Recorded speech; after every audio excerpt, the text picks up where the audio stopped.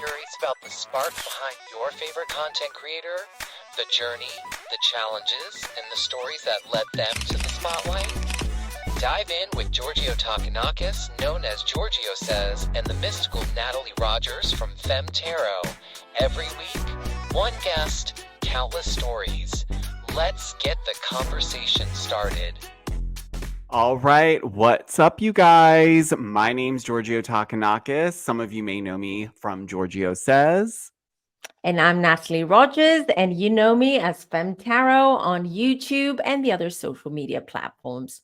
And I'm very excited, Natalie, because our guest is Zack Peter. And a lot of you may know Zack Peter because he has a podcast and he's done a number of other things. And we had an amazing conversation with him. What did you think? I actually enjoyed that conversation, and I feel that a lot of people, a lot of listeners are going to take a lot from this conversation. We did as well, because he's been doing this for a very long time. He's been in the podcast world. He's been podcasting for 8 years. He used to do stand-up comedy. He's written 4 books. He's done a lot of charity work and charity events, and he used to organize events. So he's done a lot. He's so young and he's done just incredible things. So there's a lot that you listeners can learn from this talk, this chat that we had with Zack. We really enjoyed it. There was just so much that came up. We talked about also about some drama that's been following Zack. And if you know Zack, you know he's controversial. A lot of times, you know, he has his fan base, which absolutely adore him, and there are people that don't really like him that much because he is sassy and he does tend to be very direct. Some people don't like that, don't appreciate that, but we do feel that you will absolutely love this chat that we had with him, and you will see a different side of Zack, and you will learn a lot like we did. I was just really excited at how open he was. I mean, you know, he was down to pretty much answer anything. And yeah, like you said, I definitely learned a lot as well. So without further ado, we will not hold up the line any longer. We are going to jump right into our interview with Zack Peter. Enjoy. Zack, are you ready for a round of lightning questions to start off so people can get to know you better and see your humor and your funny side and generally how you think? Yes, ready? I'm ready. Let's break the ice. If your life had a theme song, what would it be and why? WAP by Cardi B. Why? No, what would my actual theme song be? Survivor by Destiny's Child, because a bitch always rises from the ashes. Yes. I love that. Next, if you had to create a new national holiday, what would it be called and how would people celebrate it? It would be National Platinum Blonde Day, and everybody would celebrate by celebrating all of us that are naturally platinum blonde. That makes total sense. What's the weirdest talent or skill you have that not many people know about? Weirdest talent or skill. I'm double jointed. Like I can do like my bones and my muscles and things can be very limber. Ooh, Oh. agile. Interesting and unique. And I like to speed rap. Speed. Oh. Oh, like rapping, like GIFs? Yeah. Like What? like Eminem, yeah. Can you give us a little sample of it? You have to give me 2 martinis for that one. And then I'll All give right, you next time. really We'll definitely do it next time. Yeah. If your life were a reality TV show, what would the title be and what would the tagline be? I mean, you may find out very soon, but if I had to speak in hypotheticals, I will say, what would my reality show be? Ooh, that's a really good question. I've never really thought about like a reality show about my life. It would be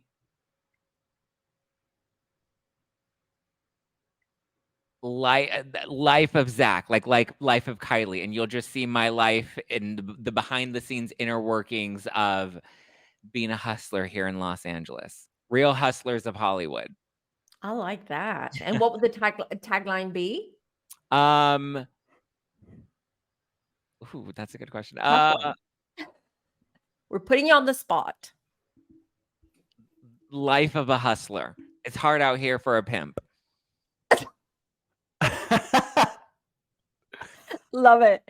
So, what's the oddest? Okay, this is an interesting question. What's the oddest thing you've ever Googled late at night when you couldn't sleep? Oh, that's a good question. Where's my phone? Maybe I'll look at my search history. Oh dear. I'll read this off for you, and we'll see. Keep it R-rated. Keep it R-rated? Or keep it PG? Keep it R-rated. Keep it R-rated. How do I check my search history? Is I'm it technologically challenged? Oh, okay. The last thing you're gonna die. Last thing I Googled was Dana Wilkie mugshot. That was last night. So yeah. And that's a true story. Dana Wilkie mugshot, Dana Wilkie arrested, Dancing with the Stars 2023. Those are my last 3 Google searches on my phone. Just okay. And may I ask, what time was that? What time were you Googling? I think this was like, I don't know, probably like 10:30 at night. Okay, it wasn't that late. Okay. It wasn't that late. Well, listen, 10:30 at night is late for me. I'm in bed by like 9. I was just gonna say I go to bed at like 9:45, 10. I'm not go to sleep, but I go lay down. Like I just start. Oh no, I'm out and I'm up at like 4:35. What? Yeah. No, we get up early too. I mean, I just like getting up before the sun because it just makes me feel I get better. up early too, but I go to bed at 1. Oh my God. I could never. Well, I work late. So I work with the US and I have a lot of clients, Canada and the US. So I have to work, like I have to sleep late or work late. But yeah. Next question. If you could have a 30-minute conversation with your future self, what's the first question you'd ask? How do you stay so hot? Ooh. No, I would ask. I don't know. It's funny. I've thought about this. I do have conversations with my older self when I meditate. I would ask. I wouldn't ask anything because like you think about it, right? And how like sometimes you want to know how the future unfolds and how something's gonna happen. But I've learned to kind of just embrace the element of surprise and embrace, whatever is to come and just kind of take it head on without knowing too much so that I can just like organically, live in the moment. I like that. And last but not least. Or I would ask for like lottery winning numbers. That never works. I get that a lot. I know. It doesn't work. You guys, I get that a lot as a psychic. Like people just ask me, like, can you? I'm like, no, I can't. Well, if you knew, really you would think you'd be telling everybody else. You'd you'd look for yourself. Yeah, I would. Right? And first of all, I would be living a different lifestyle. That's for sure. If I knew all that. Right. Last but not least, if you could have any animal as a sidekick, which one would you choose, and what would its superhero name be?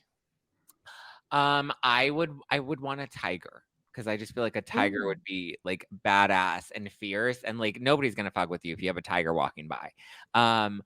I would name the tiger after Aladdin. I would name him Raja.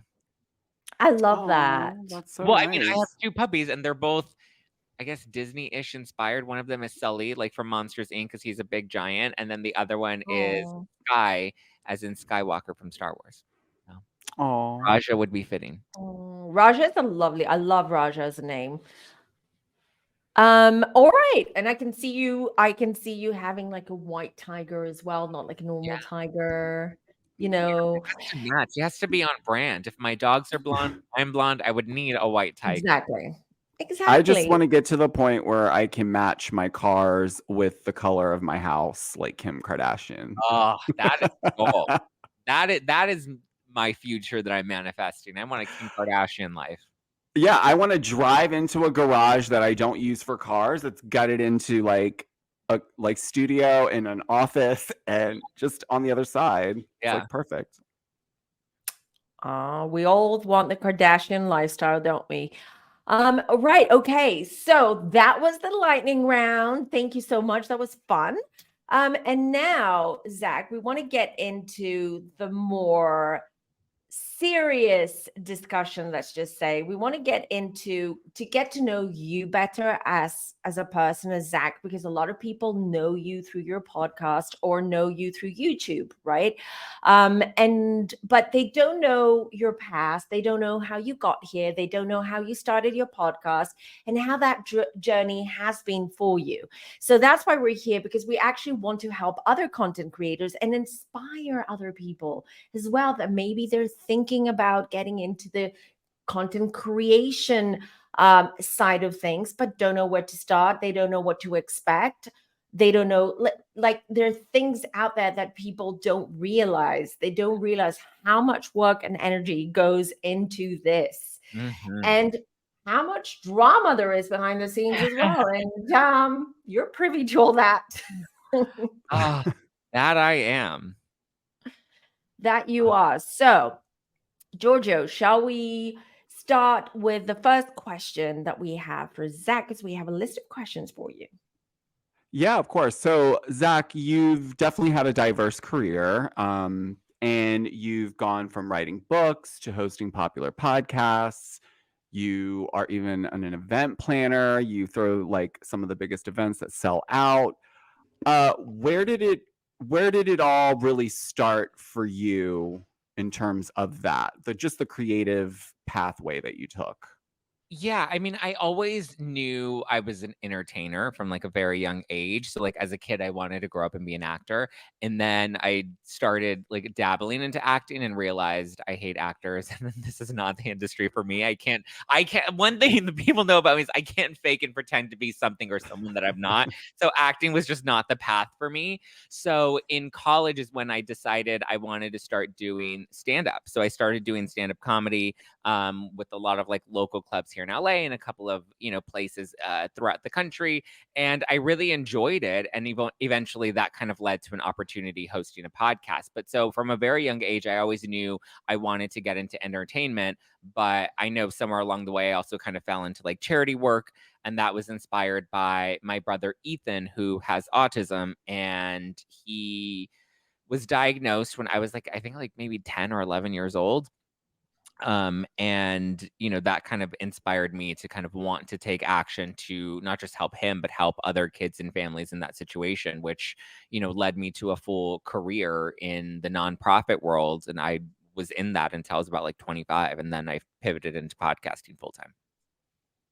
So then that ultimately is what basically sparked your podcasting like career, essentially, would you say? Yeah, I mean, I've done so many different things. Aside, there's like the nonprofit work, there's the stand up that I was doing, and then there was the podcasting and kind of hosting that I always kind of did on the side as well. Um, but I always have just been somebody that's pursued whatever was of interest to me in that moment. So whether it was organizing charity events and trying to raise money for families in need, or it was hosting an event or hosting a podcast, I always just kind of led with my interests and led with whatever I was feeling passionate about in that moment, and always continue to kind of see that through. That's so awesome. I also wanted to ask you, because you've been doing this for a while. How long have you been doing? How long have you been doing No Filter with Zack Peter? Oof, I want to say 8 years, over 8 years. I Wow. started in 2015. So yeah, eight, is that 8 7 8 years? Yeah, that's 8 years, right? That's 8 years. Yeah. Wow. Sorry, I'm a talker. I'm not a math person, so I can't do numbers. Um, but yeah, no, I've been doing it for about 8 years. I was doing stand up, and then, I mean, 8 years ago, podcasting wasn't really a thing. Like Tim Ferriss maybe had a podcast, and Joe Rogan was kind of starting. I actually started at the same studio Joe Rogan started at. It was like the first podcast studio. It was called the Network Studios. It was run out of like someone's house and they built like a home studio and they were trying to get more comedic talent to come in and host shows for them. And so when the opportunity came to me, I was kind of like, I don't know, this feels kind of weird. I'm not like a radio DJ. Like, when am I'm going to go and I'm going to talk? Like, I'm an on-camera talent. And they were just like, give it a try. They're like, give it a try and see, and maybe you'll be good at this, maybe not. And so I told myself, okay, I'll give myself a year and we'll see how that goes. And I did it for a year, and I only had like 30 downloads for like the longest time. And listen, this is like before podcasting was like a thing, where now you can go on YouTube and you have all these guides, or you have a PDF download and all these websites that are dedicated towards helping new creators. You have platforms like Anchor that are free and people can host, or you have all of these different softwares and opportunities that make it so much easier to start a podcast. And 8 years ago, that just wasn't a thing. We were all just trying to figure it out as we went. And some people like Joe Rogan hadn't already built an audience by being on television, and other people kind of had to start from scratch and build the show up.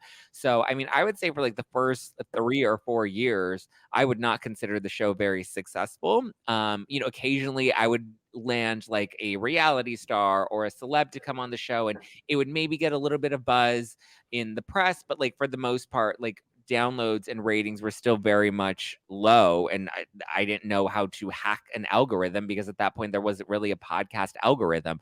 So it was a slow burn, but eventually, I found my way and I found my footing through it. Were you always covering reality TV, pop culture, or how did you start off?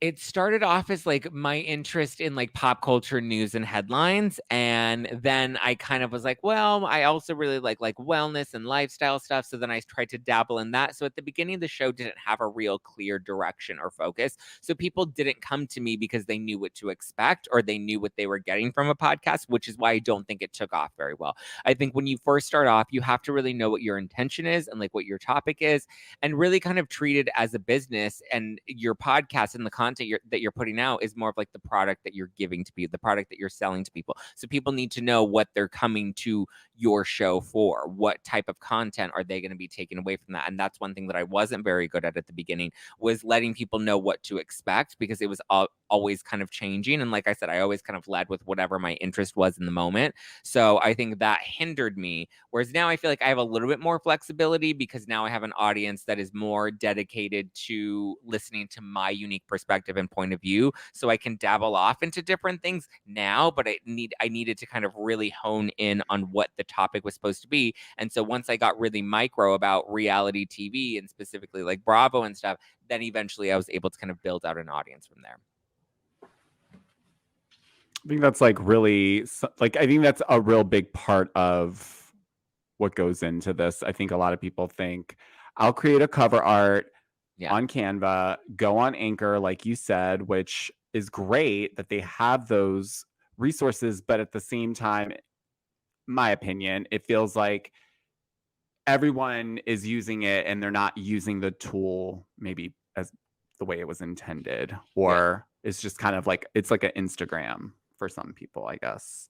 Yeah. And I think, I mean, that's why you saw a lot of people start a podcast in 2020 and they didn't really go anywhere. I think, you really have to be conscious about like what your intention is and what you hope to give people. I think a lot of people go into podcasting too, or just social media in general, and they're just like, this is content all about me, and I'm going to put out whatever it is about me, without thinking of like, what is my audience going to gain from this? What are they going to take away from this? Are they going to take away, humor and funny stories? Are they going to take away the latest news about Real Housewives? Are they going to take away, humanizing these celebrities and kind of having unfiltered, candid conversations with them? You have to really give people something that's going to make them want to keep coming back for more, rather than focusing it all about you, which I think a lot of people do. And it's like, we're not that important. People don't care about us that much to want to listen to our lives. It's so true. What would you say is the difference between YouTube and podcast? Because now we see a lot of crossovers. We see a lot of YouTubers going into the podcasting world, and then podcasters turning to YouTube. So there is a little bit of it's sort of all blurred together. YouTube, obviously it's video format and podcasting isn't. But what do you think? Like, because you do both. So you're both on YouTube. You're very popular on YouTube, and your podcast is extremely, extremely popular and in the charts. And you've been doing this for such a long time. So in your experience, in your opinion, what do you see? What's the difference there, and which platform do you think is better? I mean, it's like Instagram and Facebook, or TikTok and Instagram. It's like they're just two completely different platforms. For me, when I look at, I look at my career as more of a business, right? And so I see all of these different platforms as different lanes within the overarching, brand that I'm trying to build, right? So when it comes to what content goes on which platform, it's all still cohesive to the overarching brand, but they each have different, forms of content that you're putting out there. YouTube, I think, is a really good opportunity to put out videos, clips of a podcast, live streams. I think YouTube has a much more engaging opportunity through the live streaming feature, or even in the comment section, right? Podcast doesn't really have that. A podcast Mm. is strictly audio. I mean, some people, I'm very lucky to have the video version of my podcast that gets released on Spotify that people can watch on Spotify now. But for the most part, video and podcasting is just not, it's not fully there yet. It's still a lot more audio.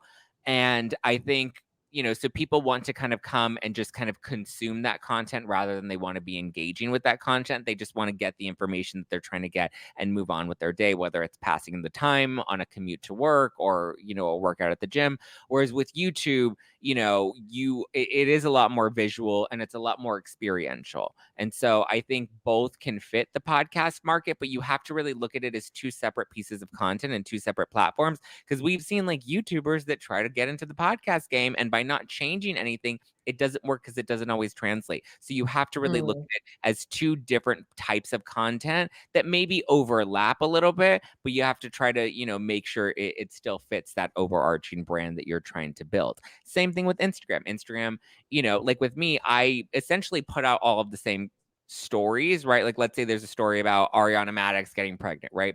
I can do an Instagram reel and post that on Instagram, and then I can do more of a long form, piece on the podcast that airs on the podcast, and then I can do a live stream where I talk to people about that. So it's the same story across all three platforms and stays true to releasing the latest reality TV news, but it's just three different types of content, because at the same time people also consume content very differently, and some people want a 1 minute Instagram reel, and some people want the engaging piece of a live stream, and other people just want to get that information and walk out with it.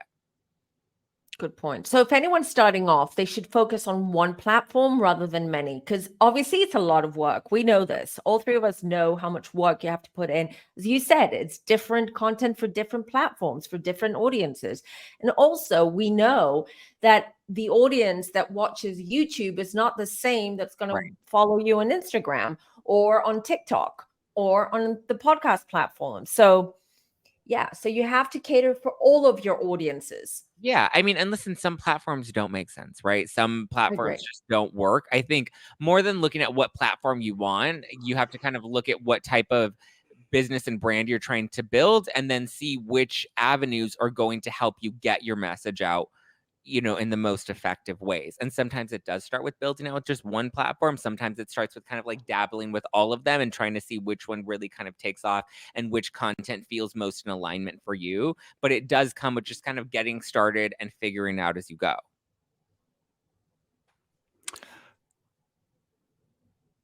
But one thing I will say is not to do like the hacky, gimmicky, clickbaity type of stuff, because even though that can help you build a lot quicker and it can help you build really fast, it doesn't work for long-term retention, right? Like people can very easily go on YouTube and use like clickbait headlines or put out content that, Mhm. maybe is going to get people fired up and maybe get them to watch. But at the end of the day, if there's nothing original about that, they're not going to want to continue to be interested in you personally. That's, I think, for me, why I do put my personal life into my podcast. I put, a lot of myself into my content, because then people can resonate with that. And that's why I was able to kind of launch a merch line that people will continue to purchase from, or launch a wine line that people were interested in. A lot of people, and that was one of the struggles that I found when it came to doing the tour or when it came to doing the wine line.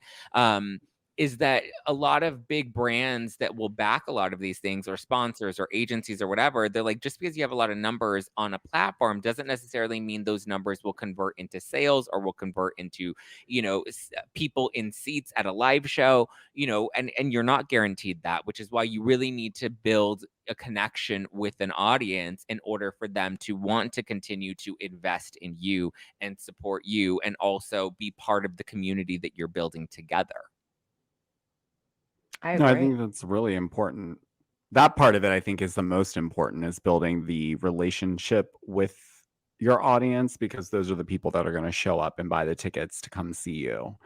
Yeah. Um, And support you when you need it, right? Like when you're in the middle of some crazy Community is everything nowadays, you you guys, especially after the pandemic and those tough 2 years that we all went through. It's all about community building, because it's not, you may not see the monetization instantly, or the monetary benefits of it instantly by building a community, but long term you have loyalty there. You have people who will follow you, and as you said, they will buy your merch, they will buy your products, they will buy the tickets, they'll be there for you.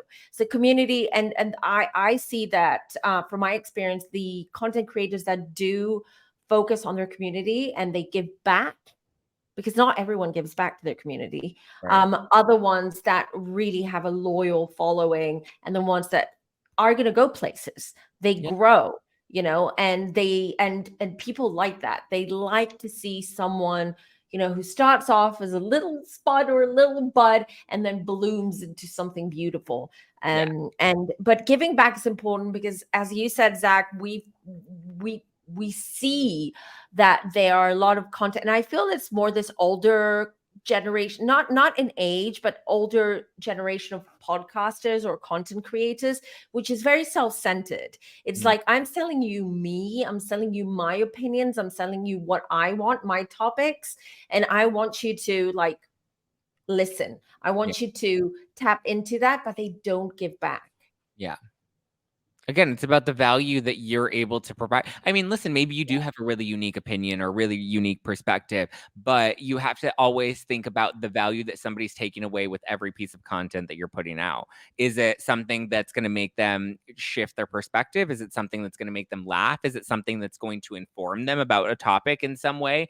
Whatever that is, you have to always think about the value that you're providing, rather than seeing them as your ad revenue, or as, somebody that's making you money, or any of that sort of stuff. You have to continue to provide value for other people, and that'll continue to translate, and you'll continue to grow from there. And again, it's about long-term retention. We've seen so many people, so many social media stars that pop, and they're popular, they have a gimmick, and they are, they skyrocket to whatever. And then where are they in 2-3 years, when the audience gets tired of their gimmick, when the audience is no longer interested in that type of content that they were putting out, or the content no longer feels original, and then what do? They sell insurance or go into real estate. Yeah, that's true. And also, it's not, and I feel that it's just, as you said, it's just in 2 or 3 years, but it's also, I feel how much content you put out there is also important. Don't oversaturate yourself. Yeah. Don't overexpose yourself.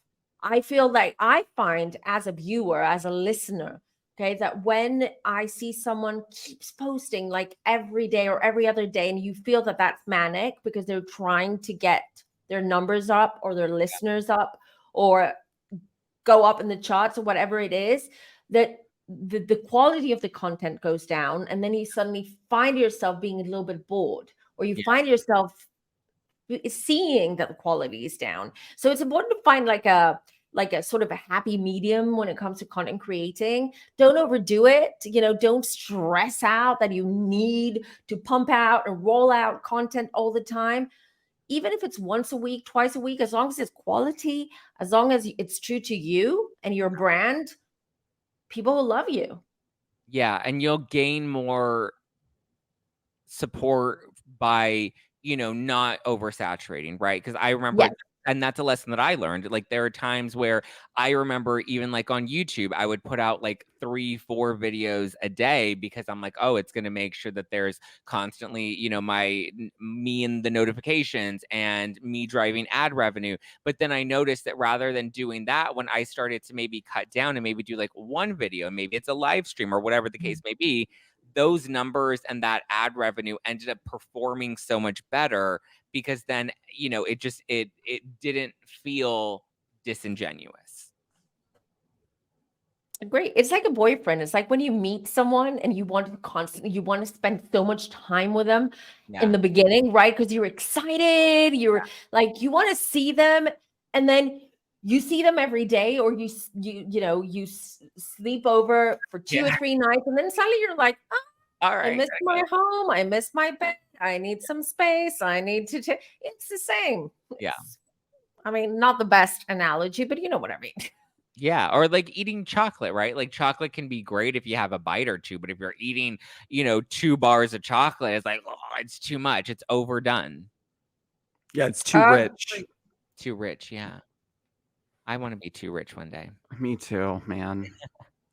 We will manifest that, you guys. It's I'm all about already- manifestation. yeah. Believe it, feel it, believe it, breathe it, smell it. It will happen. I am already too rich. Yeah, it's There like, you what go. more do you need? We're all on Zach's yacht this weekend, lounging about, having our martinis. Yes. I hope it's a super yacht. it's a Lisa super Barlow. Of course it's a super yacht. It's like minimum like 200 feet. I wouldn't even know the first thing. I would have to pay. Well, obviously, I think if you have a super yacht, you pay people to take care of it. I don't think that people are actually out there hosing that thing down. No. Well, and then we'll be on below deck. Oh, yeah. Or we could ask them to use our super yacht to film below deck. There we go. We can rent it out to below deck. I'm not letting those people on my yacht. They're animals. They're crazy. I don't know what they're going to do. Nope. My yacht is for my friends.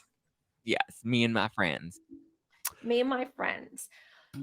So, Zach, you're known for giving your opinions on a variety of topics. But has there ever been a situation where you've given your opinion on a topic, and then after it's out there, you have, I don't know, maybe there's an epiphany, maybe you heard something, you watched something, and you're like, now wait a second, I don't actually think I believe that anymore.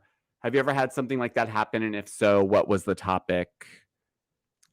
Yeah, I think perfect example, and I love that I actually get to say this because at the beginning of the Girardi scandal, I was not a fan of Erica Jane. And when there were all these headlines coming out and they were saying this is a sham divorce, I was covering it and I was like, I think this is a sham divorce. And oh my God, were we duped by this Real Housewife? Like, I didn't give Erica 2 thoughts, right? And then eventually, the more I started to explore the Girardi case and go through the legal papers and discuss it with different lawyers and talk to actual, victims of Girardi cases, embezzlement, I started to look at it from a very different lens, and I started to report it from that very different lens. And then immediately I was positioned as this Erica Jane stan when I was like, I literally did not care about this woman prior, other than, fine, she was a Real Housewife of Beverly Hills. And at first I believed that this was a sham divorce and she left him because he got sick or because he was losing money or whatever. And he started bleeding that. But then I ended up changing my position, and I got a lot of shit for changing that position, but I've always stayed true to whatever, I never let the audience dictate what my position is. I don't like to pander to people. I like to be very honest. And that's I think one of the kindest things that people can say about me and my content is I may not always agree with you, but I respect that you are very firm in whatever your positions are and you have conviction behind that. And I do. So yeah, that was one very specific case where I was with everybody wanting to be like, oh my God, this Girardi thing is crazy. I'm on, anti-Girardi, anti-Erica. And then my perspective shifted and changed, not for the better, because it was not on the popular opinion. And now, we're seeing that the dust is finally settling. Girardi is now, he's here in downtown right now for the final day of his competency hearing. Eric is now doing her Vegas residency. She's been cleared of a lot of the legal issues. So, time and perspective shift, but I'm always willing to shift and change my perspective, and that's happened, I want to say a few times at this point, where I listen, I never am somebody, and that's why I hate when people like to call people like flip-floppers, because it's one thing if you're a flip-flopper and you just always go with what the popular opinion is, but it's another thing when your perspective shifts. Even with Vanderpump Rules, everybody was hating Tom Sandoval a few months ago, and now I'm kind of just like, well, you know what? Maybe he's not a great dude, but at some point, the group has to be able to move forward with him if they have to continue to film with him and they have to do their jobs. Like, why are we going to be upset at the group for doing their jobs? We've all been in a position where maybe we've had a coworker that we didn't like, but we have to see them every day, and it's better to just make it nice with them. And maybe Barbara is a bitch but you have to see her when you get coffee in the morning, and asking her how her day was. Maybe you can get a good laugh about how last night we were both watching whatever crazy show and we thought that it was funny, or whatever it may be. Like, you just at some point have to just let the dust settle and move forward, just for the sake of having some peace.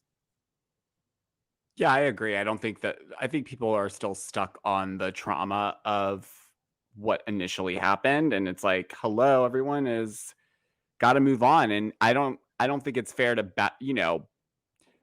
they're just getting a lot of backlash because they're doing what they're employees. They have to interact under And contract, but they are friends. I think people are allowed to be human and grow. Conflict and resolution, right? That's Yeah. life. We've all been in positions where there's conflict and resolution. And when you're forced to constantly face somebody, the conflict will eventually turn into some sort of resolution. So I think that's a natural part of life that we move on from. So I don't think there's any flip-flopping in that case.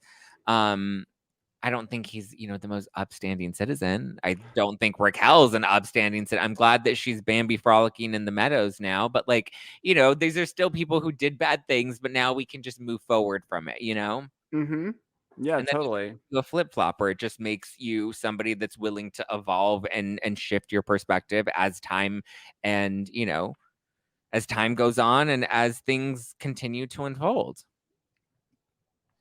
absolutely. And speaking of, what would you say, like, you've been doing this for 8 years. So what would you say is the most memorable interview that you've ever done? Good or bad? Could be Uh, memorable good, could be memorable memorable, but you'd rather forget about it. Yeah, I think my most memorable and favorite interview was probably with Jenny McCarthy, who I used to run her foundation. I've known her since I was like 17. So at this point, I've known her for like 13 years.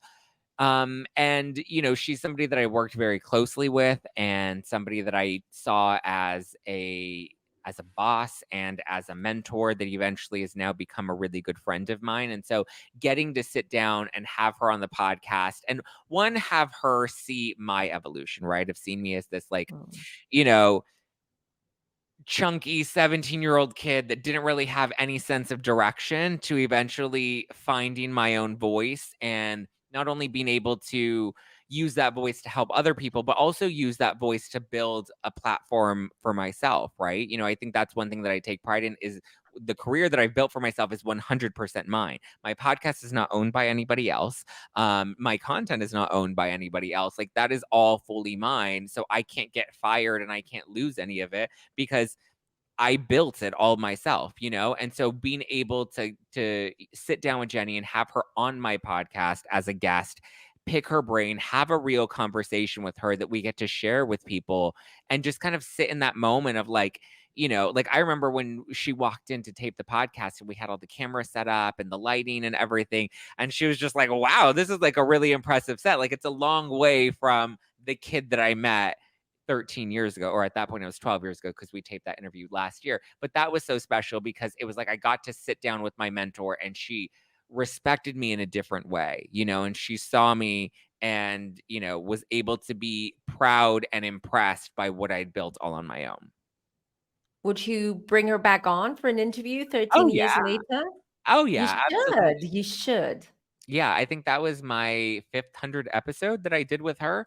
And I feel like a lot of my conversations have been great. I also just had like Stassi Schroeder on the show a few months ago. That was a really special interview. I know everyone's really looking forward to the Erica interview that'll come at some point. So, I think there are a lot of, when I go into an interview with somebody, it's always very intentional. And I feel like that I always have such a good connection. So when people ask me what my favorite interviews are, I'm like, the one I just did, because it was, it's so real.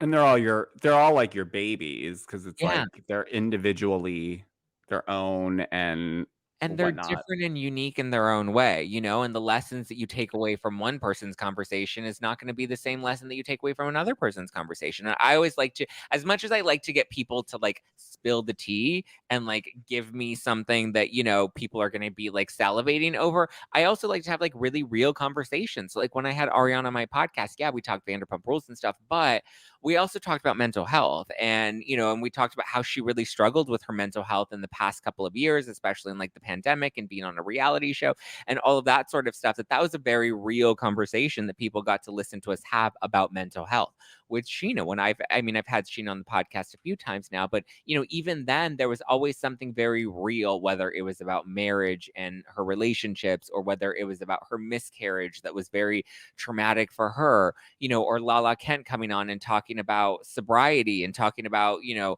her relationship with Randall and becoming a mom and all of those types of things. I like those very real, relatable topics, and taking these people that we see on these reality shows and see as characters and humanizing them in a way that gets them to talk about real topics that we all sort of face. So that's why every interview is so special to me, because every interview is so unique in its own way. Plus, interviews are organic, right? You feed off and you bounce off someone's energy.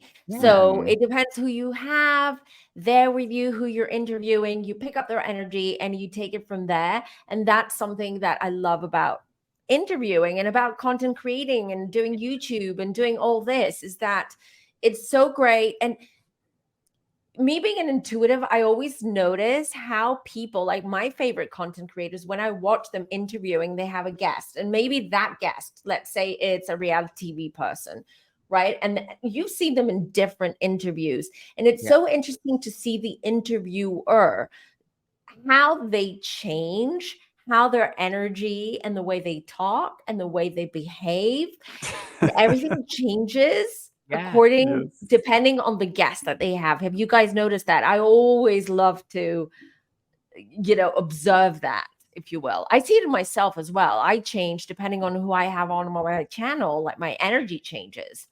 Yes.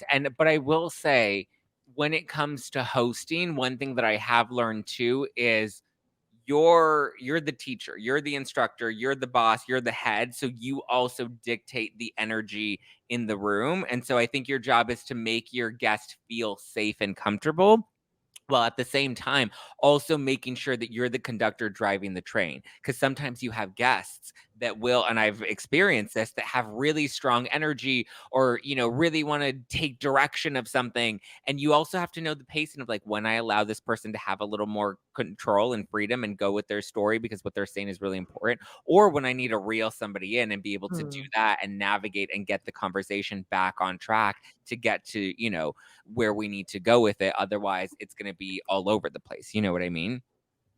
Absolutely. I agree with that, because we see that. And the more you interview people, the more you do this, the more you learn about yourself as well. Mm-hmm. You totally, and it's not just this, it follows you in real life too. I see that. The way you interact with people. And I don't mean your inner circle, your people, but the way you, because in being a good interviewer or a good host is about listening, but at the same time, as you said, picking up those cues and going with it, and trying to get as much interesting information as you can, which will captivate your listeners or your viewers. So it's a great I think it's a great, basically what we're doing, podcasting, YouTubing, all of this is a great school. Like it's Hogwarts. No, it really is. But you also have to be open to that, right? Because I think a lot of people will come into it and they'll want to, think it's so easy, or think they have it all figured out, without like realizing like you kind of have to find your footing and learn. And you'll learn and grow through that process of it, as long as you're willing and open to. Because like I said, for me, when I did the podcast, the first like 2, 3 even 4 years, there was no real direction. I was kind of just figuring it out and didn't really have footing, didn't really have a strong, distinct voice at that point. And by just being open to the process and it changing each year, that allowed me to eventually sit into, being able to have a show that has become as successful as it is, where it's now not just a show, it's a YouTube channel, it's become a product line, it's a social media go-to account that people look forward to when it comes to getting news and stuff. And so it's become so much bigger than I ever could have envisioned it to be, but it's because I went through that process of learning and building along with it. So would you say now at this point, with every success you've garnered, that with that sometimes comes extra drama for you? Because maybe you say something and now because you have built this, amazing brand that is overseeing that much more. Do you ever find yourself now maybe second guessing, like, I do want to say this one thing, but I just know that the backlash I can already see it? Or do you just say, no, this is who I am, and you just have that thick skin to like deal with it basically, and that's just the end of it? Yeah, it's not easy, because obviously I've had my fair share of feedback, of negative feedback that I've gotten from people. I think I'm somebody that's always very true to what I say, but also very open to know that that could change, grow, or evolve at some point, and I will just follow wherever that intuition takes me. Um, it's not easy though. I have a friend that's a newer creator, and she was getting some feedback based off of a topic she decided to run on her platform about. And and I reached out to her and I was like, I know you've been going through, you've been getting a lot of feedback, and I've been there. It's hard. Sometimes it does feel a little overwhelming because people, when they're on the internet and they don't have their names or their faces and they hide behind these accounts, they feel like they can be as ruthless and toothless as they want to be. And sometimes their attacks do get personal, and you do take it personally, and you kind of can't, right? And so I was like, listen, I've been there. It's okay to be overwhelmed. It's okay to get a little cuckoo crazy. You don't need to get on cuckoo crazy on the internet. Have your friends, have somebody that you go to that will let you be messy and human. But just know that, like, as you go, it's not always going to be this hard. And I told her it's like going to the gym. When you go to the gym for the first time and you work out and you kind of push yourself, it's going to be uncomfortable and it's going to hurt and you're going to be sore for a couple of days. But when you keep coming back, your muscles build and you get stronger. I go, and that's how it is when you're developing a thick skin. Most people think that I can jump out on the internet and get all this negative feedback, and if I don't care about it, or I tell myself I don't care about it, it's not going to hurt. Your thick skin doesn't come from your first experience or your second experience or your third experience. It comes from continuing to show up at the gym and build your muscles, and that's how it gets thicker, not by a mindset hack, but of actual field practice, exactly like the gym. You can have a strong mindset, and the strong mindset is what gets you to continue showing up. It's not what gets your muscles to build on their own without putting in the work. Yeah, I no, it's agree. so true. Yeah, totally agree with that. I mean, it's almost like you got to get in there and play. You can talk about going to the gym, right? You can say, I'm going to do it. But until you get in there, you have to build some callus before you can actually like do what you got to do to get where you want to go. And that is part of life in general, even just not, just for content creation or anything like that. But specifically within content creation, I feel like you see a lot of people, because a lot of people reach out to all of us maybe for different reasons, but like then they realize, wait, this is not what I thought it was going to be, because Yeah. You watch someone else's content, maybe you have a different concept of what that is in real life, and then when you start doing it, you're like, wait, is this what the other people are doing? It's like, yeah. It's a reckoning for some people, whether or not it's even the right thing for them. Yeah. No, That's the thing, because I agree with Zach, but at the same time, there's some people that they do grow a thicker skin, but they're not Teflon. So, you know what I mean? So things will still stick. And if you feel that you're that person that eventually, if things get more dramatic or more negative, or there's more aggression towards you, then this is not the space for you. Yeah. And you Yes. need to know when, you need to know when it's for you and when it's not for you. Right. Because sometimes, like, look at Raquel. I think Raquel, reality TV is not for her. That just Mm. wasn't a medium that was a great space for her. Mentally, emotionally, whatever. She went into it and she did it. And now I think it's best that she stays off television and continues to go frolic in the meadows and live her life in Arizona. I don't think LA's her town. And that's fine. Not everybody can take that on, but it's not easy to get to that place. But it comes with a lot of doing like inner self work and making sure you know who you are, and making sure that if you're going to say something, that there's a chance that it could end up attracting a lot of negative feedback. And just kind of standing true with who you are, and knowing that any feedback that you do get, good or bad, is not a reflection of who you are at the end of the day. Because I think that's another thing, is people get their egos big based off of the good, positive feedback, without realizing that's not a reflection of who you are either. The negative comes from people's own projections just as much as the positive comes from people's own projections. So, you can't allow it to affect you one way or the other. You just have to know that when you're invoking any sort of reaction, that's how you know you're doing your job correctly, because you're getting people to react. Right. But just know that reaction can go one way or the other, but it's not a reflection of who you are. You need to know who you are and what your character is and what your values are, and you need to stay true to that.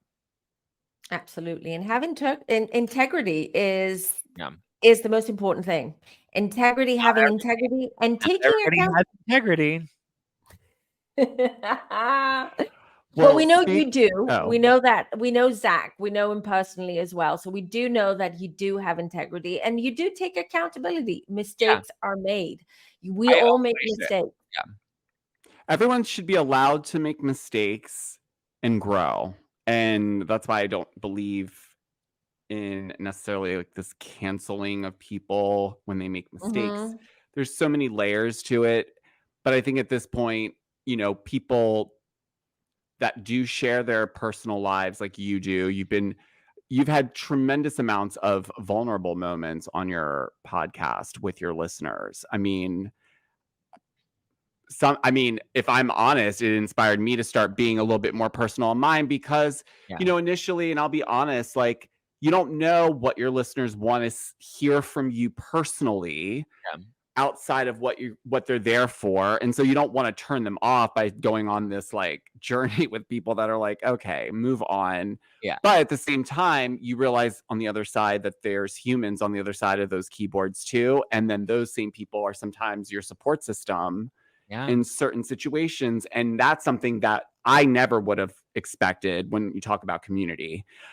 Because I talk to so many of my own audience, and it's just nice because it's just like they're humanizing with you, or they're trying to relate to you in some personal way.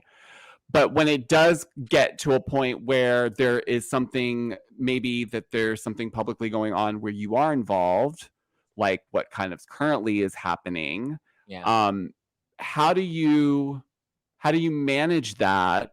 Or how are you managing that, rather, because it's presently happening? I don't want to speak about it like it's happened, but like, how do you let it factor in with everything else that you've got going on? Yeah. So for context, you're referring to a situation that I'm going through right now, where there is somebody that has, put out information that I've said is false information, and they've continued to kind of push a narrative that I've tried to dispute because it's not a true narrative. And I believe the motives behind it are not about getting the truth out there, but they're, about maligning my own character. And that's really hard. And I'm not gonna lie, it has become challenging, because I've tried to really look inward and be like, okay, what have I done to contribute to the situation, right? And I know that there are times when I've engaged and maybe I shouldn't have engaged, and those are learning lessons as well. You need to know when to engage and when to disengage. You need to know when to channel your inner Meredith Marks. And at the same time, I'm also like, okay, well, I need to also I've tried to also have empathy, that like, okay, maybe this is coming from a place of projection. Maybe this person is dealing with something internally, and that's why they feel the need to go on such a crazy tirade of negativity. And that's really hard to do, to take accountability, to have empathy, and to also just try to stay focused on your own shit. And that's one thing, like, and I mean, like, my own work and my own life and my family, and continuing to wake up every day, wash the dishes, make my bed, and keep a roof above my head. And so it's hard because I do get distracted. I am human. I do engage. And I remember even having a conversation with one of my friends where I was just like, it's so annoying because I feel like my character is under attack right now. And people look at or are looking at this situation as like this fun, dramatic social media drama, right? And so to them, they get caught up in the excitement of it. And I'm like, but at the end of the day, I'm still a real person and I'm trying to defend my character. And that's really hard. And that's where you have to go back to like what we were talking about having a thick skin. It's like, it's knowing who you are and knowing that you just have to trust that your character and your integrity will speak for themselves, and that you'll continue to stand in that. And everything is temporary, so when you're in the thick of the fog, it feels like you're never going to get out of it, but you just have to keep putting one foot in front of the other, and eventually the fog dissipates and you keep moving on. And you learn from those experiences, and you learn, okay, maybe next time I'm not going to engage in this way. It's really hard because I like to engage. I have moments where I like to get a little shady or a little messy or whatever, and I get caught up in the excitement of it, and then I'm like, damn, Zach, maybe we didn't need to add a little more fuel to that fire. um but it is challenging, especially when you do have a lot of people giving you a lot of different feedback, like, respond this way, do this, don't do that. I have a team that's telling me what to do. I have friends that are telling me what to do. I have family members that are telling me what to do. And everybody has a very different approach of how they would handle it. But at the end of the day, it's me, it's my face, it's my name, it's my character, it's my brand. And I have to, continue to make whatever decision I feel is going to be best for me in the long run. And sometimes that's challenging when you have a lot of feedback from different people telling you what they think you should do without really understanding the position that you're in. And I'm not saying I make every decision correctly, but, I'll own when I'm wrong, and I'll, try to be better tomorrow. Well, I will say that was one of the things I think I've seen a lot of people in the comment sections of different places saying that at the end of the day, that you always have held yourself accountable, and that it's not this like, oh, what are you talking about? I've never done any of that, or I'm not wrong ever.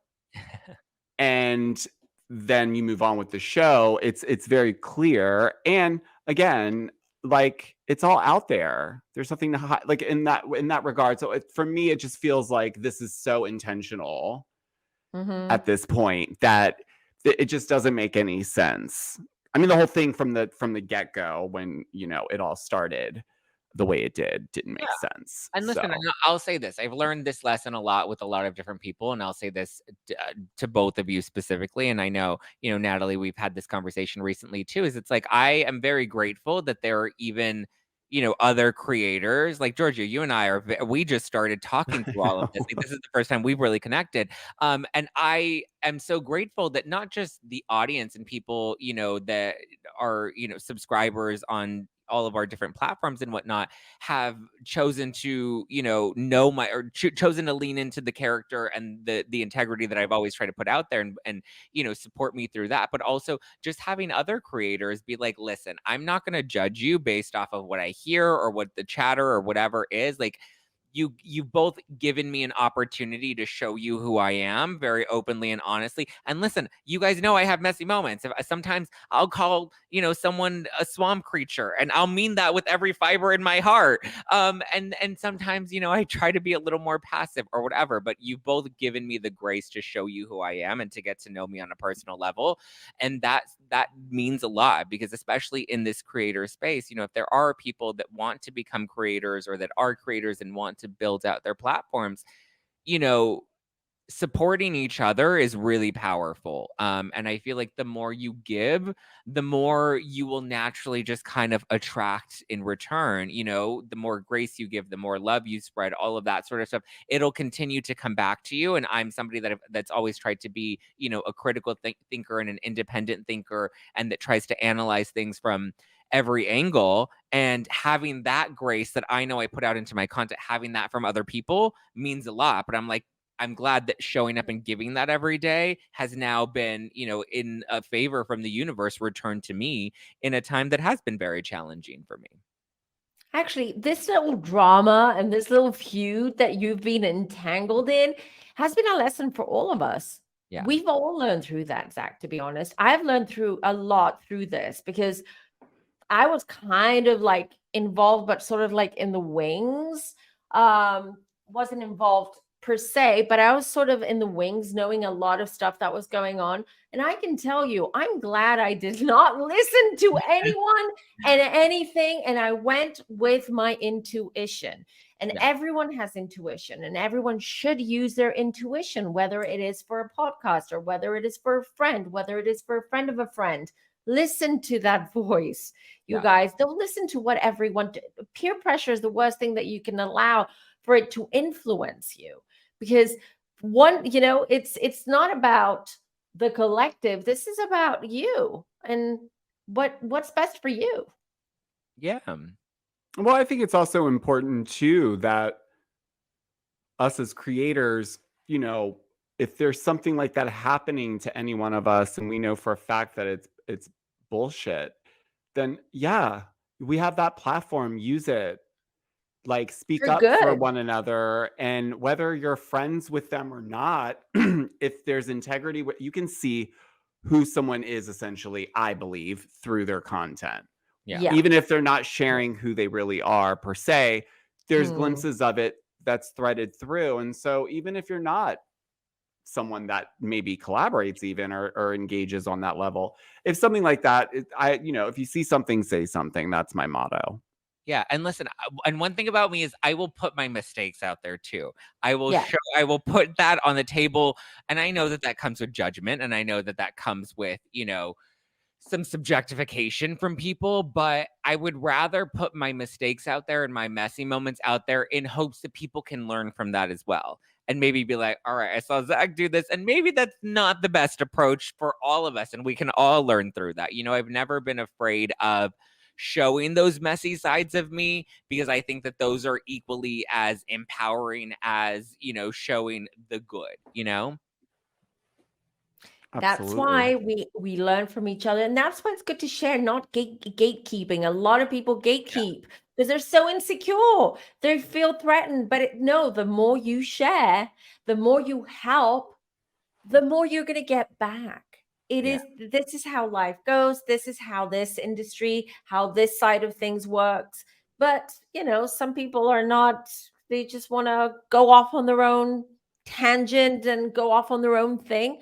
That's fine. And that's But fine.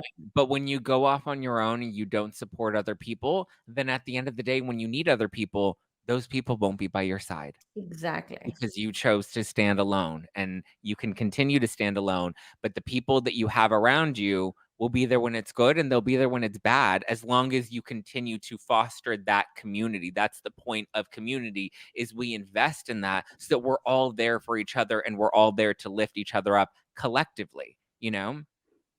Exactly. So let's hope through your your little adventure that everyone will learn, and as well be more forgiving, be more giving, and as well give people chances.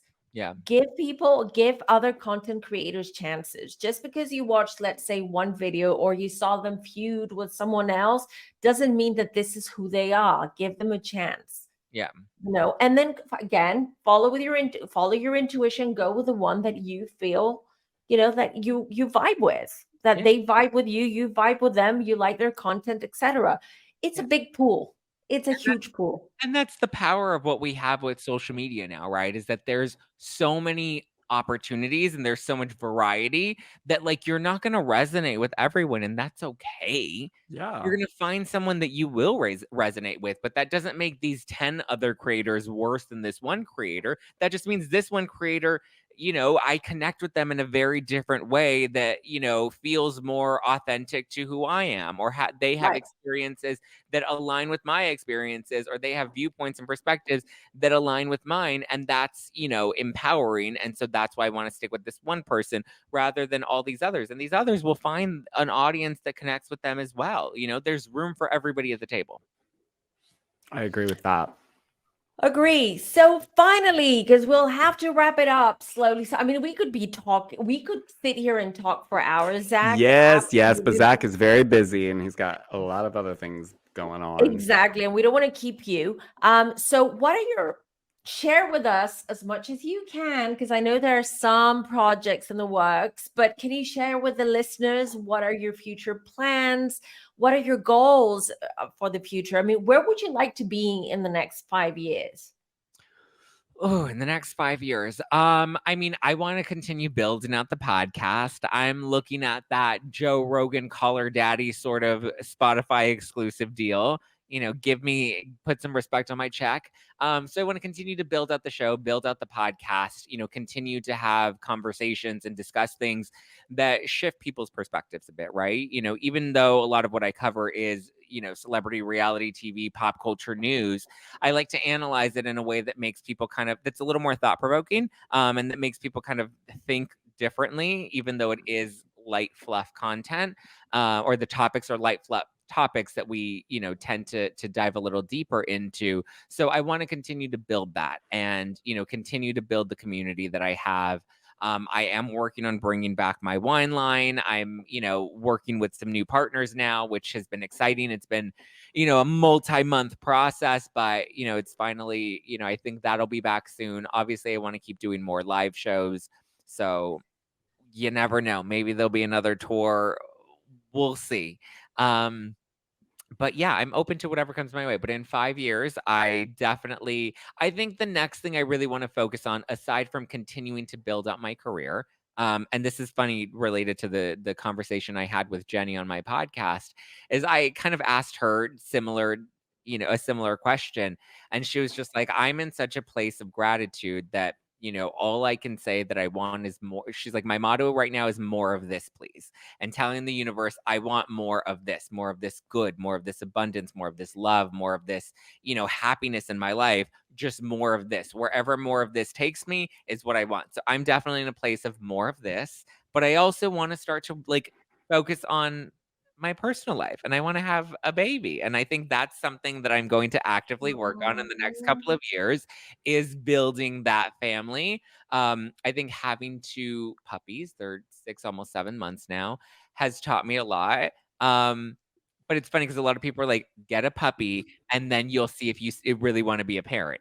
And if anything, the challenges of raising a puppy, two puppies, has made me want to be a parent even more. I'm like, I cannot wait to get up early. I can't wait to have the sleepless nights and the chaos and the messiness and all of it. Like, I can't wait for it. Like, if anything, this has validated what my next phase in life is. And I've always been very clear about, what the next move to make for me is and what the next pivot is. And I think right now my career is in a really good place that will continue to build, and family is my next focus. Right. And before we go, for the listeners, because maybe not everyone knows that I'm a psychic medium that reads tarot, so we want to always end these interviews, these chats, with me pulling a card and seeing what's in store for the next 6 months for you professionally, right? I'm going to be doing this. I'll be doing this for all our guests. And since you're our first, I pulled Zach. Look at What is this. it? The swamp? Is it the swamp It's card? not the swamp lady. It's the star. It's the star card. So, and I while you were talking, I got January as a big month for you, by the way. Okay. I feel a big opportunity or something you'll be signing in the month of January. The star, which means up, up, up, up you go. Very much. And I know you have something in the works. I don't know if it's launching or it's being announced or promoted the next 6 months, but I feel that once it does or it's out in the open, it's going to bring in more stuff, more work. The star. I see you in front of the camera. Just saying. Well, listen, I got the camera right here. And Yeah. I see the camera right in front of me too. Thank you. Well, not that type of camera. I mean, like a proper camera with a camera crew, etc. I'm So looking forward to More of this, please. I'm looking And forward. just a reminder, Zach, it's September. Remember what I told you? Because I gave you a reading I on do remember, and I'm a little scared about that still because I'm like, the time is here. What's You happening? can't imagine. I'm getting people like your followers. They come to my videos and they're like, it's September. Let's see if Zach is going to find his guy. Like, it's crazy. People remember. They reminded me. I had completely forgotten that I had predicted that. And now, Yes, like, we need to people- find you a man. I know. I literally went to a coffee shop yesterday, and this guy was so sweet to me and like gave me a free coffee. And then everyone's like, "Could that be your guy?" I'm like, he was like just me. He gave me a free coffee, guys. Like, it's not a husband. Like, let's take a beat. And you're a Gemini, just to let everyone know. So if you're in astrology, Zach is a Gemini. And if you ask me, you're not asking me, but I'm giving you unsolicited advice, friendly advice, because you're my friend and I just want to protect you. So I will tell you who to keep away from as a Gemini. Okay. Star sign. Obviously, astrology is multi-layered, right? You have to look at the Venus, the moon. There's a lot of things, but here we're just generalizing a little bit because we don't have the time, and this is not an astrology podcast. But obviously, you're going to stay away from Cancers. Yes. Sagittariuses, Yes. Okay. Capricorns, Okay. and Virgos. Oh yeah. But these are, I'm not talking generally, I'm talking because you were Gemini. That's your sun sign. So just avoid if you So can. avoid half the astrology chart. Yeah. If you can, Zach. Avoid Just cut a line right through it and just good luck. Yeah. Listen, I think I have a really good support system around me, and I don't think the people around me are those signs. Yeah. We're That's interesting. Aquariuses. So there you go. We're both Yeah. Aquariuses. Oh, I'm seeing Which an is- Aquarius later today. Oh, it'll be Aquarius good. I is a mean, great you should fit for be. Gemini, by the way. Yeah. I mean, Giorgio's taken, obviously, but I'm just saying Aquariuses are great because it's like air signs. Well, that depends on who you ask Oh, yeah, about that's- Aquarius. Oh, I thought. Because we are aloof and specifically in relationships, Yeah, which it is makes why I think I think that's why I have so many Leos in my life, because they're completely opposite. They are like, my partner is completely on the opposite side of the spectrum, which is probably Yeah, why and we're together, also because Leo it is wouldn't work the opposite other way. to Aquas. So Leo's is an opposite sign to Aquas, and it's very compatible to us. Leos are very compatible. But I do have Aquarius clients that are like, my worst relationship was with a Leo. And I'm like, really?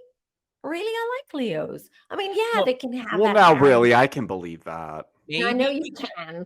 Maybe it's because a lot of the times the relationships that we attract often act as mirrors, and they expose Yeah. parts of us that we're not ready to see or ready to deal with. And unless we're ready and willing to do that inner shadow work, we're not ready for that type of relationship. Oh, I wholeheartedly believe that. Ew. Look at you. Oh my goodness. I know, I like that. A lot of inner self work to get myself to the place that I'm in, where I do, listen, being No, that's a really good perspective to have when you look It at a is. lineage of dating.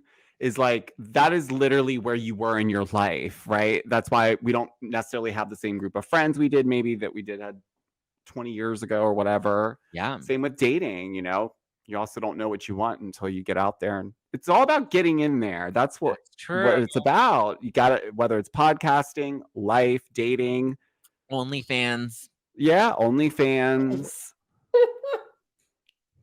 OnlyFans. Yeah. Listen, it comes to loving yourself and respecting yourself. If you love and respect yourself, you're going to attract the right people. You're going to attract your tribe. You're going to attract people who will love you and respect you. And likewise, they respect and love themselves. This is what it boils down to. Love yourself. It's all about self-love and self-care.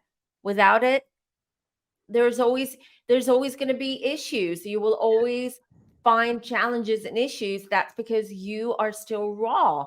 You're still not there. You still haven't done the work, and you still haven't gone to that point where you love yourself no matter what. The good, the bad, and the ugly. Yeah. So that's what it boils down to. Yeah. Zach, this was Fabulous. Thank you so much for joining us. And before you go, can you tell everyone where they can find you, on which platforms? Just give them the details. I'm everywhere. You can find me on the street corner in downtown shaking my ass. No, you can just plain Zach all over the internet, all over social media. My podcast is called No Filter with Zack Peter. Releases new episodes every Monday, Wednesday, and Friday. Yeah. So I mean, listen, I'm everywhere, and come see about me.